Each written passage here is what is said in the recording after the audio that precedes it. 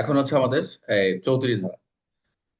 33-এ যেরকম আপনাকে যে সম্পত্তির নিষ্ক্রিয় করানোর কথা বলা রয়েছে, তো ওখানে মানি লন্ডারের কথা ব্যবস্থা রয়েছে। এইখানেও গিয়ে 34-এর ক্ষেত্রে আমরা দেখবো সম্পত্তি হস্তান্তর, তার যদি প্রপার্টি থাকে, বুঝতে পারছেন, তার যে অপরাধের মাধ্যমে যদি উপার্জিত কোনো ইয়ে থাকে, সম্পত্তি থাকে, প্রপার্টি থাকে, সেই ক্ষেত্রে এটাও কিন্তু তদন্তকারী অফিসার যথেষ্ট কারণ থাকলে এটা লিপিবদ্ধ করবে।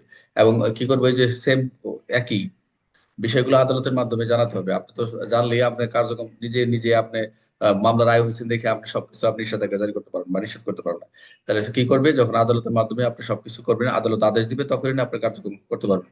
তো উক্ত সম্পত্তি বিক্রয়, হস্তান্তর অথবা তদন্ত কার্যের সমাপ্ত না পর্যন্ত আপনি যে এই যে সম্পত্তি রয়েছে এটা মামলাটা মামলা শেষ না, অর্থাৎ তদন্ত সম্পন্ন শেষ না হওয়া পর্যন্ত তিনি কি করবে, আদালতে আবেদন করবেন।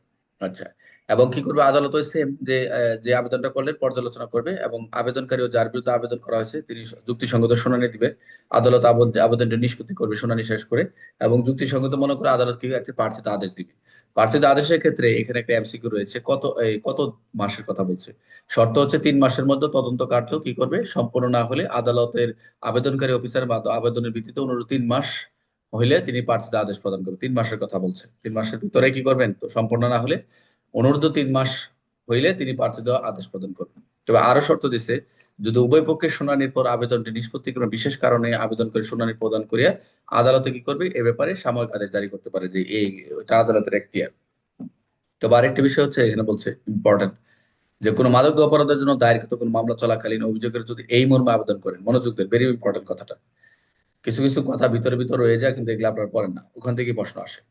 তিনে বলছে, যেটা 34-3, যে কোনো মাদকদ্রব্য অপরাধের জন্য দায়েরকৃত কোনো মামলা চলাকালীন অভিযোগকারী যদি এই মর্মে আবেদন করেন, অভিযুক্তের ব্যক্তির মাদকদ্রব্য অপরাধ প্রমাণিত হলে তার সম্পত্তি বাজেয়াপ্ত করার প্রয়োজন হবে।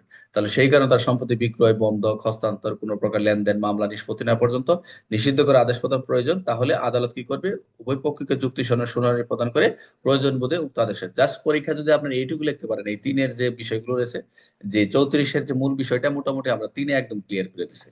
আপনারা যদি এইটুকু লিখতে পারেন, মোটামুটি মার্ক পেয়ে যাবেন। বুঝতে পারছেন যে সম্পত্তি হস্তান্তরের নিষেধাজ্ঞার কি বিধানগুলো কি কি। আমরা একটা প্রশ্ন দেখি আর একটু ক্লিয়ার হয়ে যাবে। তদন্তকারী অফিসার তদন্ত করে জানতে পারেন, রফিক নামক ব্যক্তি মাদকদ্রব্য অপরাধ বিপুল পরিমাণ অবৈধ সম্পত্তি অর্জন করেছেন। এখন তদন্ত চলাকালে উক্ত সম্পত্তি বিক্রয়, হস্তান্তর, এখন তদন্ত চলাকালে দেখা যাচ্ছে ওই সম্পত্তি বিক্রি করার চেষ্টা করতেছে। এই পরিস্থিতিতে তদন্ত অফিসার আদালতের করণীয় কি? তাহলে তদন্তকারী অফিসার কি পদক্ষেপ নিতে পারবেন, আদালত কিভাবে আবেদন নিষ্পত্তি করবেন, তদন্ত 3 মাস না হলে কি ব্যবস্থা গ্রহণ করবে, মামলা চলাকালে অভিযোগকারী আবেদনের ভিত্তিতে আদালত কি আদেশ দিতে পারে। একদম সহজ, খালি জাস্ট একটু রিডিং করবেন, আর কিছু না। 34টা ধারা মোটামুটি জানা থাকলে আপনি একটু একটু গুছায় লিখতে পারবেন, সমস্যা নেই। বুঝতে পারছেন, একটু পড়বেন, যারা একেবারে নতুন তাদের হয়তো একটু কষ্ট হবে। এরপরে আপনারা 1-2 মাস পরে দেখবেন মোটামুটি আপনারাই ভালো ভালো করতেছেন।